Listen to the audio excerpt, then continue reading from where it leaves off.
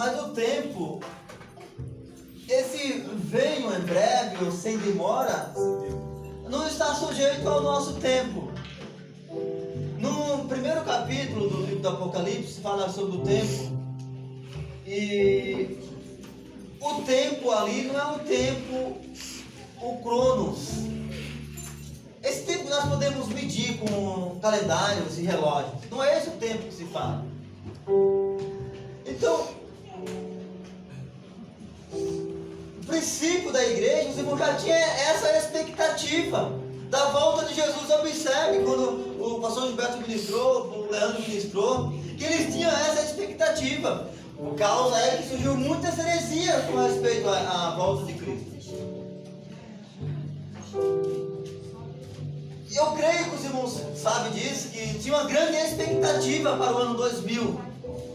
Creio que muitos de vocês aqui já ouviram a tão famosa frase: até 2000 chegarás, mas de 2000 não passará. Quem já ouviu essa frase?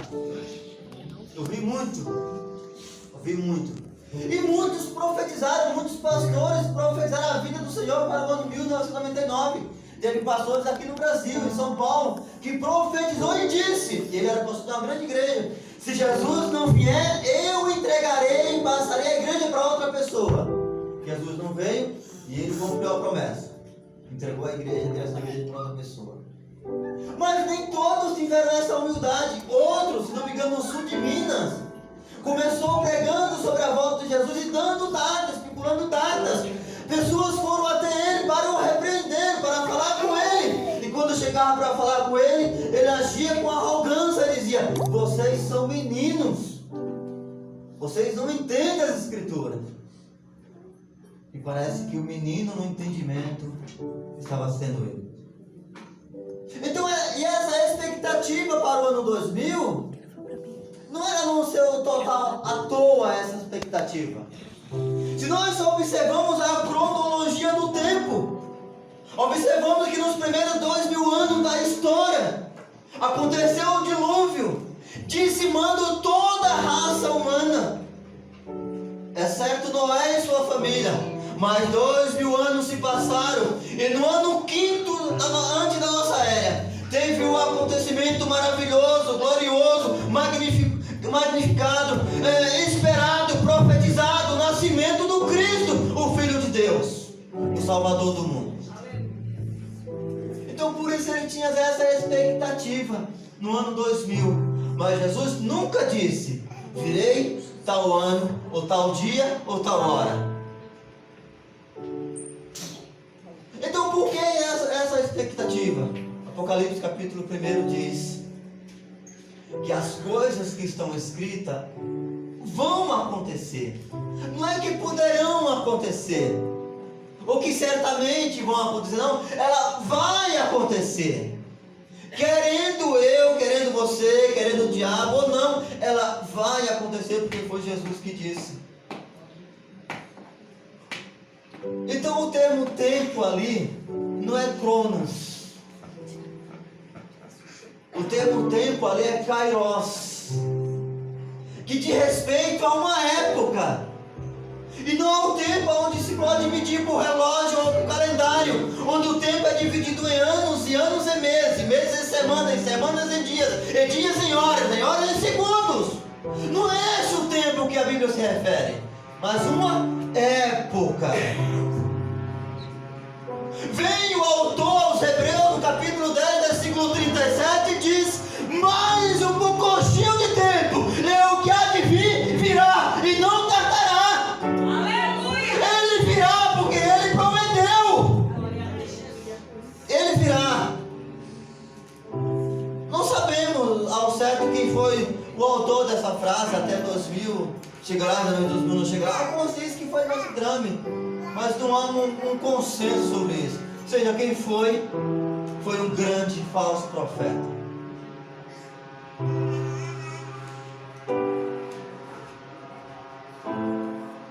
A segunda vinda de Jesus, ela é profetizada mais do que a primeira, 8 vezes. Quantas vezes? 8 vezes. A sua segunda vinda é profetizada 1817 vezes. Testamentos, apenas 4 não fala da sua segunda vinda: Gálatas, Filemão, 2º e 3ª de João. Só no Novo Testamento a Bíblia fala da sua segunda vez 321 vezes. Então veja bem, o que eu estou dizendo para vocês é o seguinte: se a primeira vinda dele, que fala menos vezes, aconteceu, imagine a segunda, que é citada mais vezes. Ele virá e não tardará, ainda que muitos a tenham por tarde. A iminência da volta de Jesus tirará a máscara do pseudo-cristianismo. Quando Jesus vier, a máscara dos falsos crentes cairá de uma vez por toda, e não mais eles poderão maquiar. Aleluia. O que eu estou dizendo é que muito em breve a trombeta de Deus soará e Jesus virá arrebatar a sua igreja, porque o mundo está ficando de tal maneira que não há mais espaço, não há mais lugar para a noiva de Cristo, que é santa, pura e bendita e amada por Ele. Não há mais lugar para essa igreja na terra, não há mais lugar. O mundo está ficando terrível para a igreja. Ele virá. Quando isso acontecerá? Não sabemos. Porém, Jesus não deu dica. Ele disse de que forma, de que jeito o mundo estaria quando a sua vinda estivesse se aproximando. E é sobre isso que eu quero falar nessa manhã. Não podemos estudar a escatologia bíblica, a doutrina das últimas coisas, sem que voltemos os olhares para Israel. Para onde? Para Israel. Olha aqui para mim. Israel é o relógio escatológico de Deus. Observe a nação escolhida de Deus. Israel é o povo mais sofrido do mundo. Já teve um tempo que Israel não tinha pátria, não tinha terra. E a gente vê nas literaturas, nas escolas, nas faculdades, nas universidades, tudo é ensinado sobre Palestina. Eu disse aqui outro dia na escola bíblica, irmão, Palestina nunca existiu e não existe. Me deu uma referência bíblica, um texto, um versículo, uma vez, só que a palavra Palestina apareça no texto sagrado. Nunca. Nunca. Toda aquela terra que está ali, que eles brigam por ela, hoje estão em guerra lá. Pessoas foram mortas ontem à noite, a noite passada. Toda aquela terra, Deus disse: darei a você, Abraão, e a seus descendentes. Aquela terra se chamava Canaã. Nunca Palestina.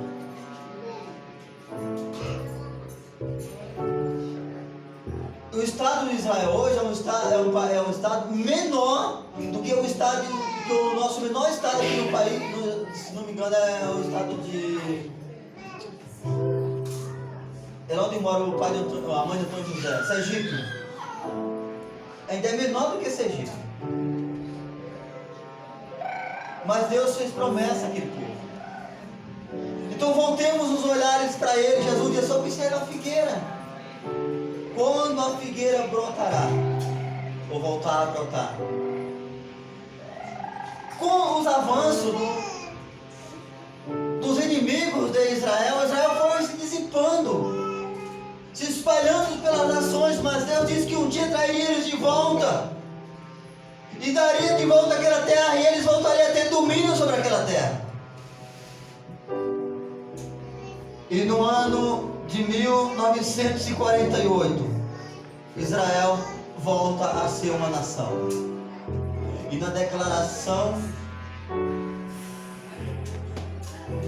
daquela nação, o seu ministro, ele leu Isaías 66, versículo 8. Ele diz o seguinte, veja o que diz o texto sagrado: quem jamais mais ouviu tal coisa? Quem viu coisa semelhante? Poder-se fazer nascer uma terra em um só dia? Nasceria uma nação de uma só vez? Mas Sião esteve de parto e já deu a sua luz a seus filhos. Em um único dia, Deus fez nascer. Isaías já profetizava sobre aquele dia 14 de maio de 1948. Israel voltou a ser uma nação para a glória de Deus.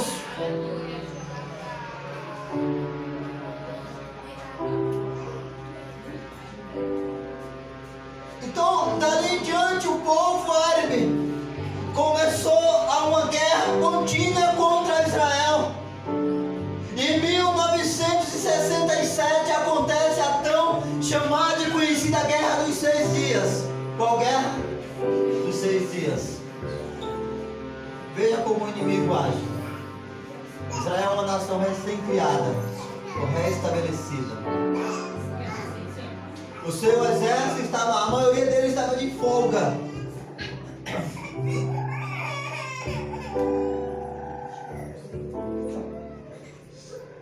Vocês conhecem aqui o dia de Yom Kippur, né? Sabe aquela festa lá da Rainha Esther? Do Yom Kippur? É uma festa comemorativa. A maioria dos soldados israelitas estavam de folga para comemorar o dia do Yom Kippur. 6 nações foram atacar Israel exatamente nesse dia. Sabe quanto dia o ministro da defesa israelita demoraria para convocar toda a sua tropa? 3 dias. Muitos dias. Não daria. O ministro lançou o alerta. E 6 nações, 6. Israel com um pouquinho mais de 300 mil soldados. As 6 nações com quase 2 milhões de homens, com sede de ver sangue, com seus carros, com seus mísseis. Em 6 dias, Israel colocou todos aqueles homens, aquele batalhão para correr. Com 300 homens, com um pouquinho mais de 300. A notícia se espalhou. E o que se ouvia era somente uma. Um milagre aconteceu. Deus lutou em favor do seu povo. Tinha uma profecia bíblica ali que estava se cumprindo naquele dia, quase que toda. Mas não tinha como se cumprir porque não era o dia. Era o dia que Deus daria toda Jerusalém para o seu povo. Naquele dia isso aconteceu. Mas não era o tempo. Então o ministro devolveu aquela terra de volta para o povo árabe, até o dia em que o Senhor nosso Deus descerá do céu e tomará de vez para ele. Então observe, volte os olhares para a terra prometida, para Jerusalém, para o povo judeu. Existe uma promessa, existe profecia, existem países, nações que alguns já reconhecem, outros querem reconhecer a Jerusalém como a cidade capital de Israel. Estados Unidos já reconhece, outros países reconhecem, o Brasil está tentando reconhecer, mas eu vejo até os crentes falando que o presidente Bolsonaro não pode fazer isso, porque vai criar uma desavença com o povo árabe. Eu vejo os pastores alertando o povo para que o presidente não faça isso, irmãos. Querendo você ou não, querendo ao mundo ou não, querendo o mundo árabe ou não, querendo você ou não, querendo Satanás ou não, isso vai acontecer. Sabe por quê? Porque é uma promessa bíblica. Deus prometeu isso ao povo dele, e isso irá acontecer.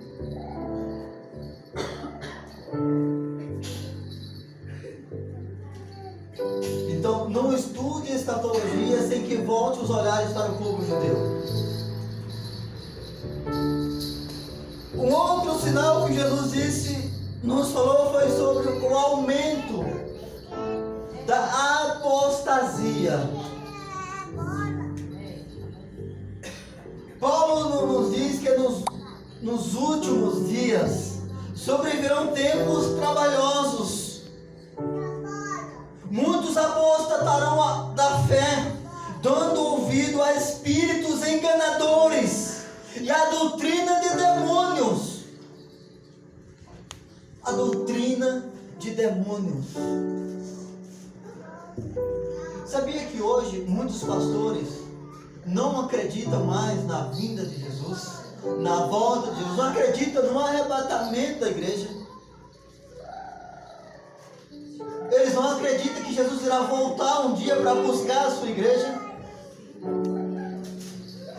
Mas e o que é apostasia? Veja bem, a apostasia só pode acontecer na igreja. Isso é um pecado nosso. O mundo, veja bem, o mundo não pode cometer apostasia, porque o mundo não tem do que se apostatar. Só quem se apostata é a igreja. Esse pecado é somente da igreja. E Paulo já disse que aumento, a apostasia naquele dia será muito grande. Verá um aumento estrondoso sobre a igreja, sobre o seu povo. Muitos, voluntariamente, conscientemente, abandonarão a fé, dando ouvido à doutrina de demônios.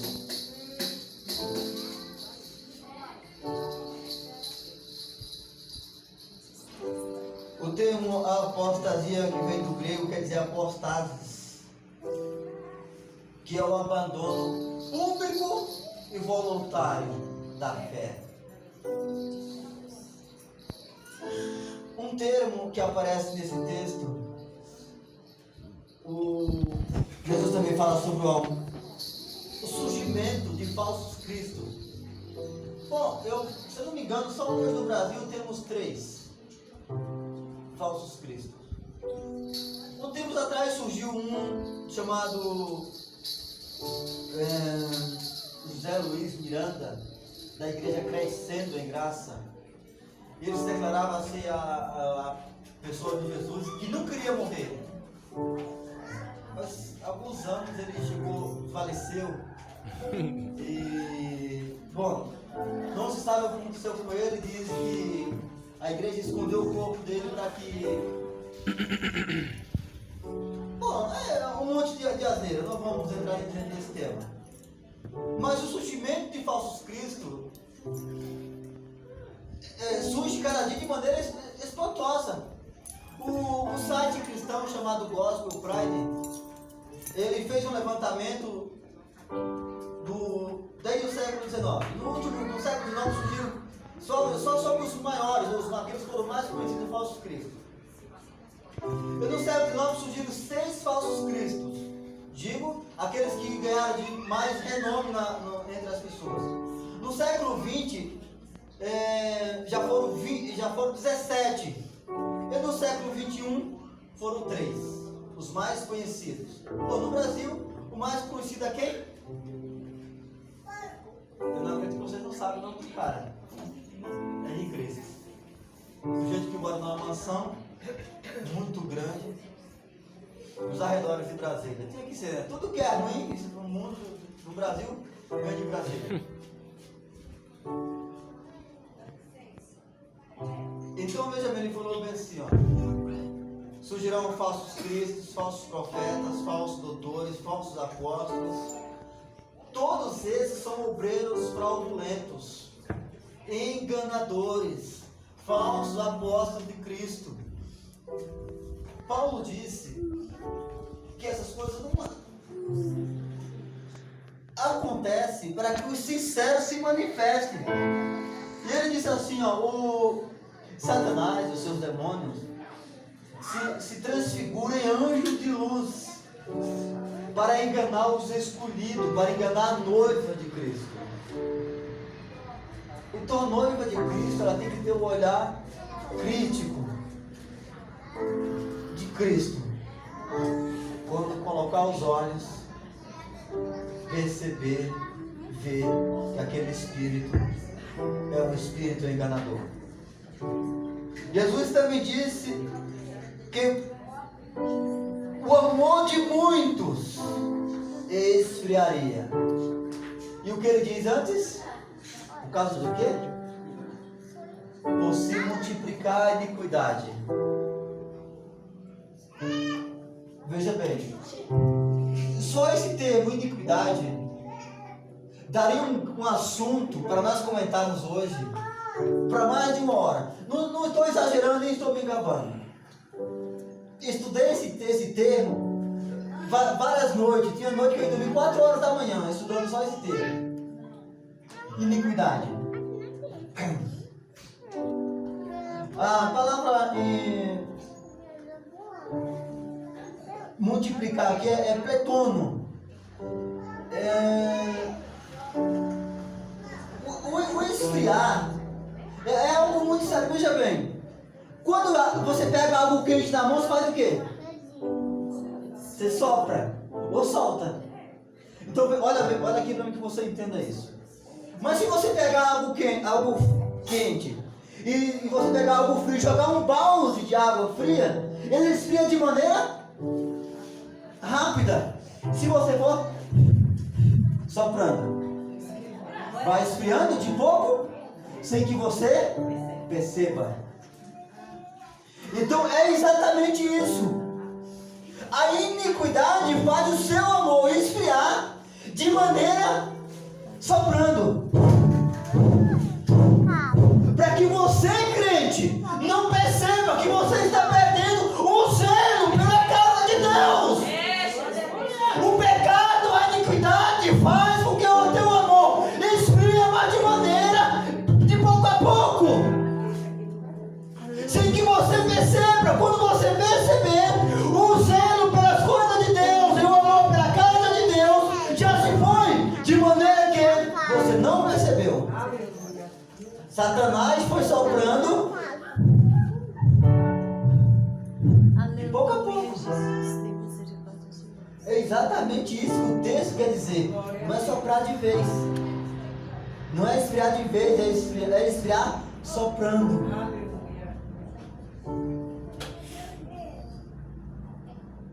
A palavra iniquidade aqui é anomia. E essa palavra anomia, ela quer dizer viver ou ilegalidade. É aquela pessoa que vive na ilegalidade. E quem é que vive ilegalidade? Ou viver quebrando regra, quebrando lei. Quem é que vive quebrando regra? O crente vive quebrando regra? O crente, o cristão verdadeiro, vive quebrando a lei de Deus? Sabe o que isso é exatamente para nós? Isso aqui não é para o mundo.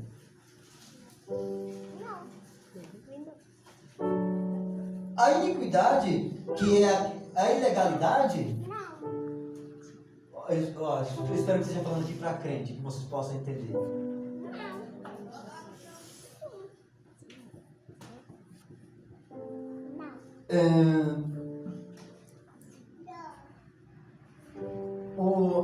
Hoje Jesus falou assim, olha, Deus falou assim: eu sou testemunha entre você, homem, e a sua esposa, certo?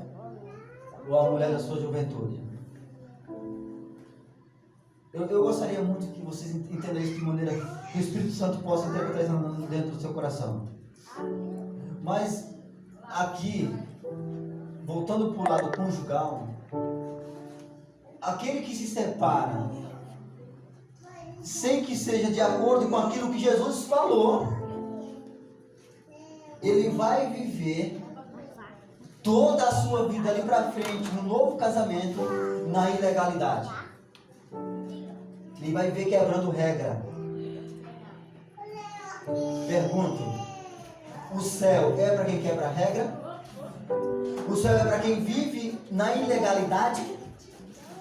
O céu é para quem vive em iniquidade? Não. O céu é para quem vive em obediência à lei de Deus. Então, Então, esse termo aqui é muito sério. Nós poderíamos aqui abranger ele para outros lados. Mas não convém no momento. Um outro termo que Jesus falou é o escândalo. Escândalo. Veja bem, eu creio que a igreja nunca teve um tempo onde víssemos mais escândalo do que os dias que nós vivemos. A igreja da nossa geração, ela observou cachê para pregadores, cachê para cantores.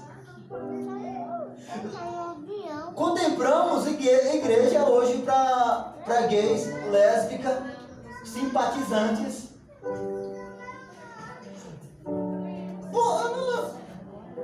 Não teve um período na história onde tivesse mais escândalo do que os dias que nós vivemos. Aleluia. Então veja bem, por se multiplicar a iniquidade, o amor de muitos se esfriará. Então aqui vai um conselho, uma palavra pastoral.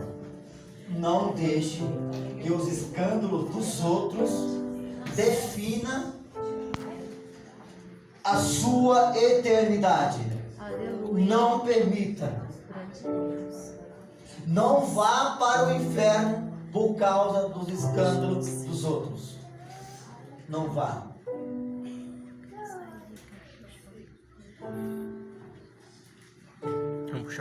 Porque Jesus breve virá e não tardará. Aleluia.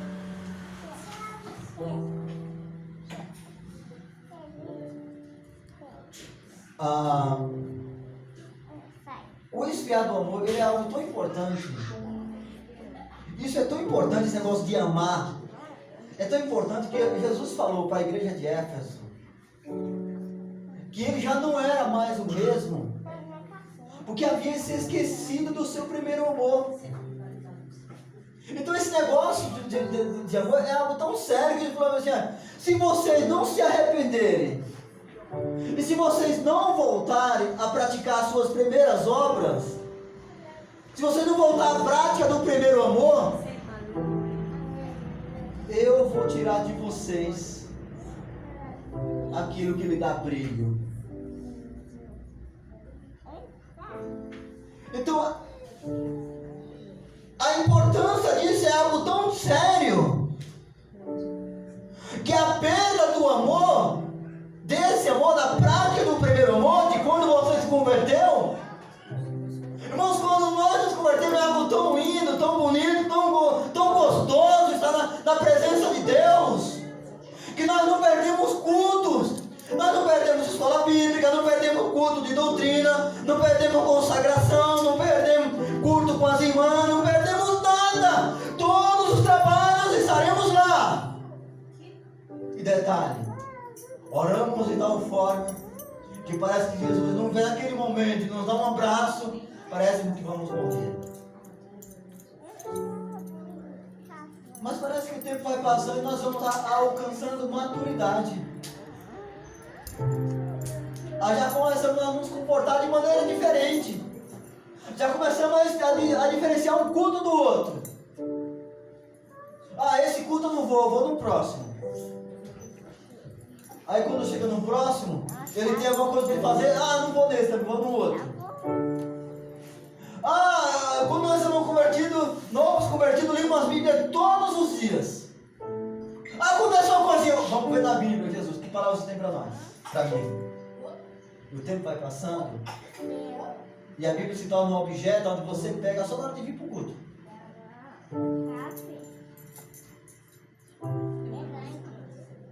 Porque o esfriamento do amor te leva ao legalismo sem que você perceba de maneira, como que é? Soprando. Vai te levar ao legalismo. E legalismo nunca é bom.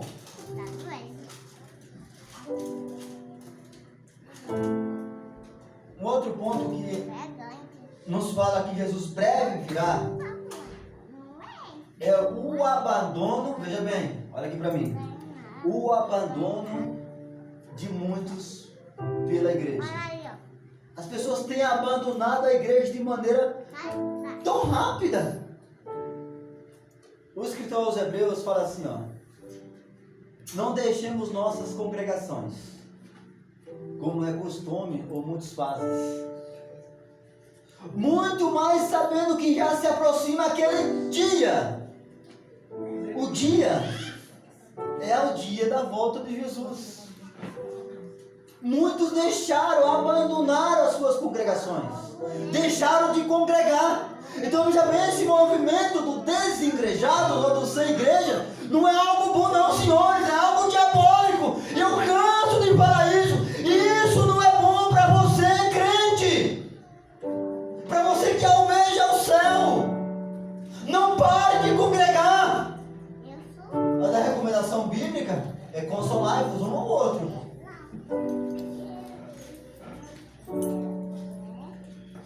Não pare de congregar. E um termo que o pastor Gilberto citou é sobre o aumento da ciência. Bom, o pastor Leandro falou ontem aqui que há 20 anos atrás o celular era um tijolo, né? Como que é o celular que você tem no bolso aí hoje? Você quer observar o aumento da ciência? É só pegar o seu celular, meu filho. Há 20 anos atrás, o aumento da ciência era quase que 10 em 10 anos. Hoje, é a cada 6 meses. Daqui a algum tempo já vai ser a dias, a semanas, a horas. Então, se você pegar o aparelho celular que você tem no seu bolso hoje, você consegue acompanhar em tempo real. O pastor Gilberto falou aqui que as pessoas vinham do Nordeste para cá e para se comunicar com o outro depois era um sacrifício, levava 15 dias. Hoje, enquanto uma outra pessoa viaja, você pode monitorar ele em tempo real, exatamente onde ele está. E não só monitorar, não só ver, você pode falar, vendo a pessoa. Isso chama-se aumento da ciência. O aumento da ciência vem aumentando de maneira gradativa. Você sabia que hoje o aumento da ciência na área militar é tão terrível que um míssil hoje ele pode alcançar quase a Terra de canto a canto? Quem sabe hoje qual é a extensão da Terra? 12 mil e alguma coisa, né? Um míssil hoje, conhecido como míssil intercontinental, ele pode atravessar de uma distância a outra quase mais de 11 mil quilômetros. É quase a distância da Terra. O míssil intercontinental ele pode atingir o seu alvo com a precisão de 1 metro quadrado, levando ogivas explosivos, meia tonelada de explosivo. Hoje, se uma pessoa do estado quisesse lançar um míssil de lá em direção aqui, ele poderia me atingir exatamente aqui, com a margem de erro de 1 metro quadrado. Ele poderia não só alcançar, como ele poderia monitorar exatamente o momento exato que fosse atingido o seu alvo. Isso é aumento da ciência. Lembra o que Jesus falou? Guerras e rumores de guerras.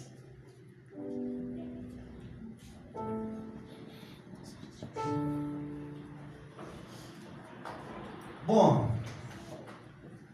uma profecia estrondosa, que essa me assusta, é a falta de paz. Você não pode fazer ideia do que é o mundo sem paz. Enquanto os muitos estão em guerra, se matando, correndo, desesperado, mas o crente tem paz. Ele deita e dorme, o sono tranquilo, porque é Deus que dá. Já imaginou o mundo sem paz? Aleluia, Jesus.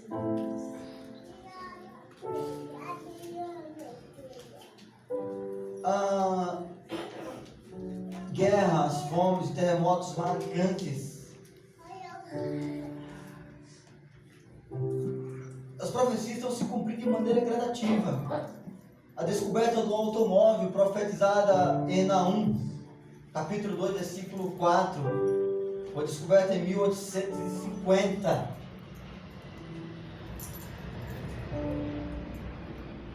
O aparecimento do avião, conforme Isaías capítulo 31, versículo 3, ou melhor, versículo 5, em 1906,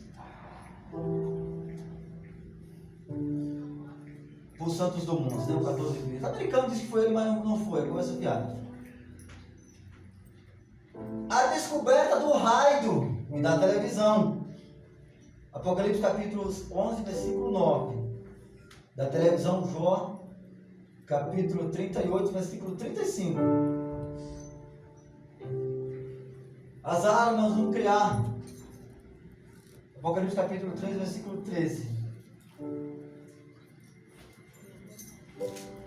E aqui tem outro que esse é muito profundo, que fala sobre o bramido do mar e das ondas.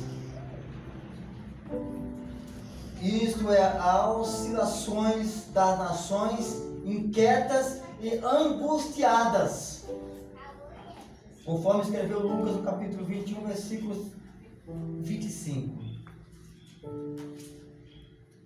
Irmãos, Jesus falou bem assim, ó, quando essas coisas começarem a acontecer, o mundo estará como semelhante aos dias de Noé.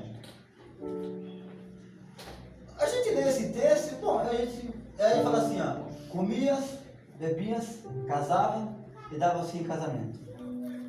Parece algo muito simples, né? Sabe o que tinha ali? Sabe do que Jesus está falando? Do dia semelhante ao dia de Noé? É da depravação moral. Depravação moral.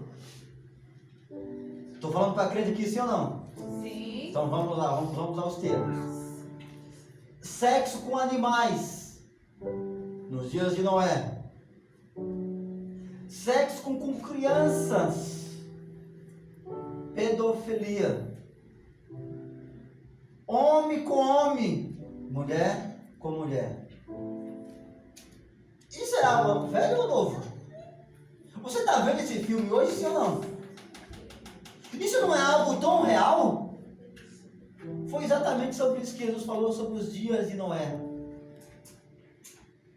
E ninguém, absolutamente ninguém, dava a mínima atenção para aquilo que o servo de Deus, Noé, falava. Não é igualzinho aos nossos dias? A igreja está pregando, está falando, mas as pessoas não estão nem aí. Como eu disse, existe até igrejas para gay. Eles pastores, pastoras.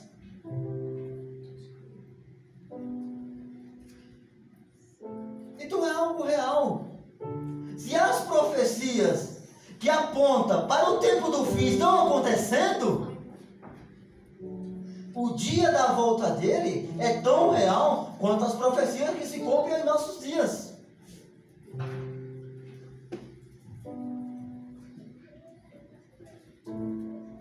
O mundo caminha de maneira a apertar a igreja. Eu não sei se é Deus que está apertando a igreja.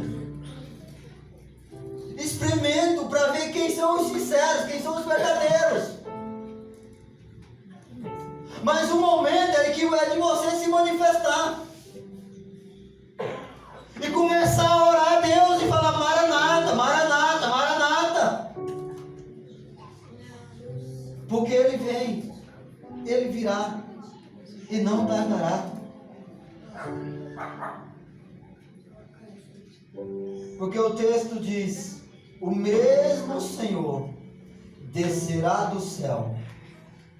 O texto também diz: esse mesmo Jesus que dentre vós foi recebido em cima, no céu há de vir. para levar os seus. A igreja do século 21, ela tem se preocupado mais com as coisas terrenas do que com as coisas do céu. Parece que aquilo que nos atrai é aquilo que nos traz alegria passageiras. Parece que as coisas do céu, aquilo que traz alegrias eternas, não faz efeito mais em nossas vidas. Jesus virá no momento em que ninguém espera, somente a igreja. As pessoas ficam preocupadas em saber quem é o anticristo. Olha aqui, irmão, para mim. A igreja não precisa se preocupar em saber quem é o anticristo. A igreja precisa se preocupar em saber e conhecer quem é o Cristo. Eu entendo dentro do texto sagrado que a igreja não conhecerá o anticristo. Não conhecerá.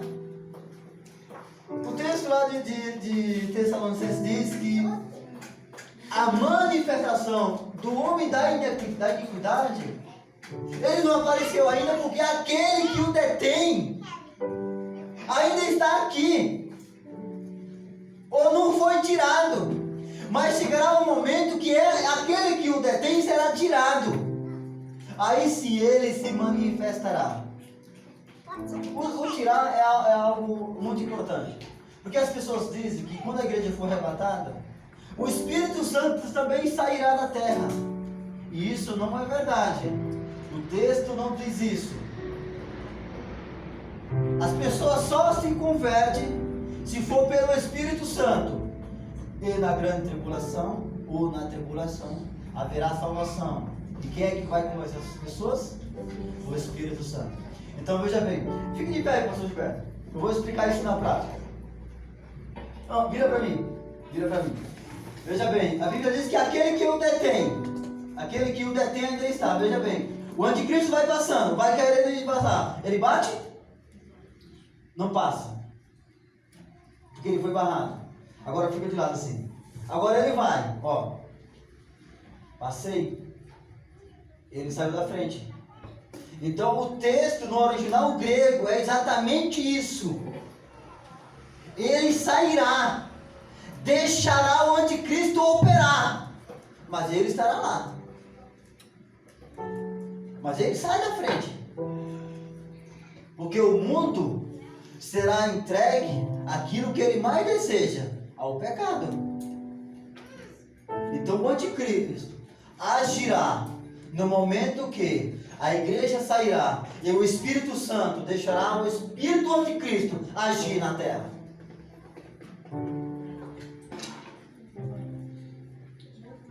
Cristo virá para levar a sua igreja. Irmão, às vezes a igreja é maltratada, mas a igreja é a noiva de Cristo. A igreja com I maiúsculo, ela é santa, ela é pura, ela é limpa, ela não tem maldade no coração, ela age de acordo com a vontade do noivo. E veja bem, o texto sagrado diz que num momento, no abrir e piscar de olho, a trombeta soará e a igreja será arrebatada para Cristo. Aleluia. E quando a igreja chegar na presença de Deus, meus queridos, a igreja será recebida por Cristo, mas milhares e milhares de anjos estarão lá para contemplar a chegada da noiva. Aleluia. Glória a Deus. E eles estarão olhando para a igreja e admirando, dizendo como ela é santa, como ela é linda, como ela tem as suas vestes embranquecidas pelo sangue do Cordeiro. Então veja bem, observe bem, Jesus comparou o rei do céu à sua volta com as 10 virgens, 5 loucas e 5 prudentes. E ele disse que à meia-noite, quando todas estavam dormindo, ouviu-se um clamor. Aí vem quem? O esposo. O esposo. Não esqueça disso, não troque as coisas. O esposo. E 5 daquelas virgens tinha azeite que deu para passar da meia-noite. Tá vendo? Mas 5 daquelas, o azeite delas não deu para chegar a 0 hora. Veja bem, sai desse culto hoje com azeite na reserva, que dê para você chegar pelo menos até o próximo culto.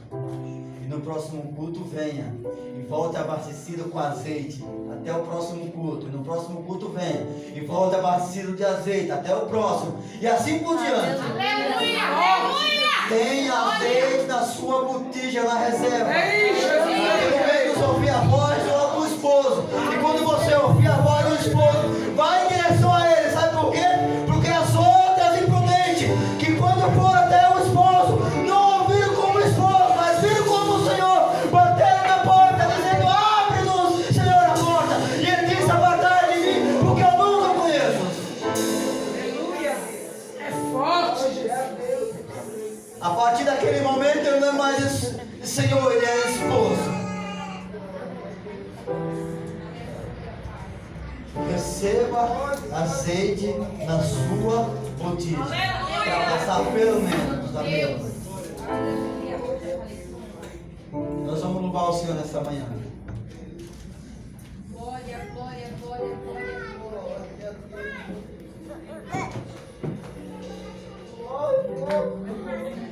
Aleluia.